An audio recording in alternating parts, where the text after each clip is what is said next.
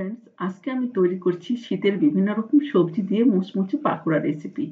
এটা এতটাই টেস্টি হয়, আপনারা তৈরি না করলে বুঝতেই পারবেন না। আশা করছি আমার এই রেসিপিটি আপনাদেরও ভালো লাগবে। আর ভালো লাগলে প্লিজ চ্যানেলটা সাবস্ক্রাইব করে অল অপশন সিলেক্ট করে পাশে থাকবেন। পাকোড়া তৈরি করার জন্য আমি এখানে নিয়ে নিলাম গাজর কুচি প্রায় 1 কাপের মতো। আর এখানে আমি দিয়ে দিচ্ছি বাঁধাকপি কুচি, এটা আমি প্রায় 1.5 কাপের মতো দিয়ে দিলাম। আর এখানে আমি দিয়ে দিচ্ছি আলু কুচি, এটাও আমি প্রায় 1 কাপের মতো দিলাম। আর এখানে দিয়ে দিচ্ছি ফুলকপি কুচি, এটাও আমি 1 কাপ দিলাম। আর এখানে দিলাম পেঁয়াজ কলি, এটাও 1 কাপ দিয়ে দিচ্ছি। আর এখানে আমি দিয়ে দিচ্ছি পেঁয়াজ কুচি প্রায় 4 থেকে 5 টি। আর এখানে দিয়ে দেব কাঁচামরিচ কুচি প্রায় 8 থেকে 10 টি। তবে সবজিটা আপনারা আপনাদের টেস্ট মতো দিতে পারেন। এরপর এখানে দিয়ে দিব হলুদের গুঁড়ো 1/2 চা চামচ। আর এখানে দিয়ে দিচ্ছি লাল মরিচের গুঁড়ো 1 চা চামচ। তবে ঝালটা আপনাদের টেস্ট মতো দেবেন। একটু ঝাল ঝাল হলেই পাকোড়া খেতে কিন্তু ভালো লাগে। আর এখানে দিচ্ছি চাট মসলা, আমি প্রায় 1 চা চামচের মতো দিলাম। তবে চাট মসলা হাতের কাছে না থাকলে ভাজা জিরের গুঁড়োও দেওয়া যাবে। এরপর দিয়ে দিচ্ছি লবণ স্বাদ মতো। তো সমস্ত কিছু দিয়ে আমি খুব ভালোভাবে এই সবজিগুলো একটু মথে নেব। হাত দিয়ে একটু চেপে চেপে মেখে নেব। তো লবণ দেওয়ার কারণে সবজি থেকে কিন্তু জল বের হয়ে গেছে। এই পর্যায়ে এখানে এড করে দিতে হবে চাউলের গুঁড়ো। তো প্রথমে আমি প্রায় 1 কাপের মতো চাউলের গুঁড়ো দিলাম। আর এখানে দিয়ে দিলাম 1/2 কাপের মতো বেসন। আর টেস্টটা একটু বাড়িয়ে নেওয়ার জন্য এখানে এড করে দিচ্ছি একটা ডিম। তবে ডিমটা আপনারা নাও দিতে পারেন। দিয়ে খুব ভালোভাবে এটা মেখে নিতে হবে। একটু সময় নিয়ে সবকিছু খুব ভালোভাবে এইভাবে মেখে নিতে হবে।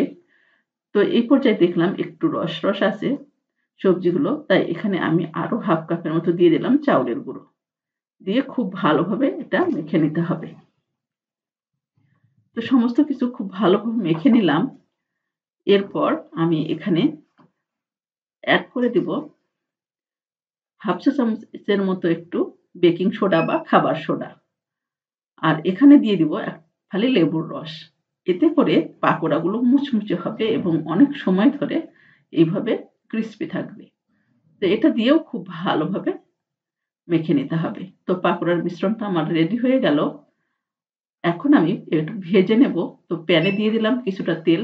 তেলটা গরম হয়ে গেলে আমি এখান থেকে কিছুটা মিশ্রণ হাতে ঠিক এইভাবে নিয়ে একটু চ্যাপ্টা চ্যাপ্টা করে তেলের উপর দিয়ে দেব। পাকোড়াগুলো একটু চেপে চেপে ঠিক এরকমভাবে এবড়ো থেবড়ো করে দিলে কিন্তু টেস্টটা ভালো আসে। তো আমি সমস্ত পাকোড়াগুলো দিয়ে দিলাম। এরপর একটুখানি নেড়ে নেব যাতে একটার সঙ্গে আরেকটা লেগে না যায়। তো এক পাশটা ২-৩ মিনিটের মতো ভেজে নেওয়ার পর অপর পাশটাও ঠিক এইভাবে ভেজে নেব।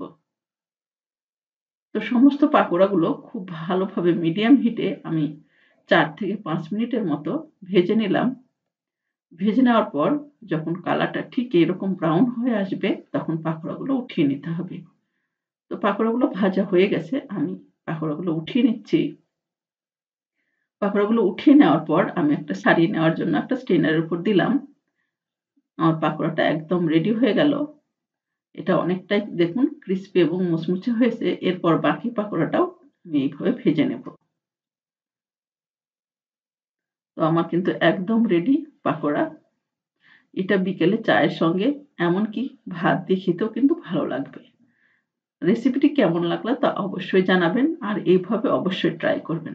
ভালো লাগলে লাইক, কমেন্ট এবং শেয়ার করে পাশে থাকবেন। তো আজ এ পর্যন্তই। ভালো থাকবেন এবং সুস্থ থাকবেন।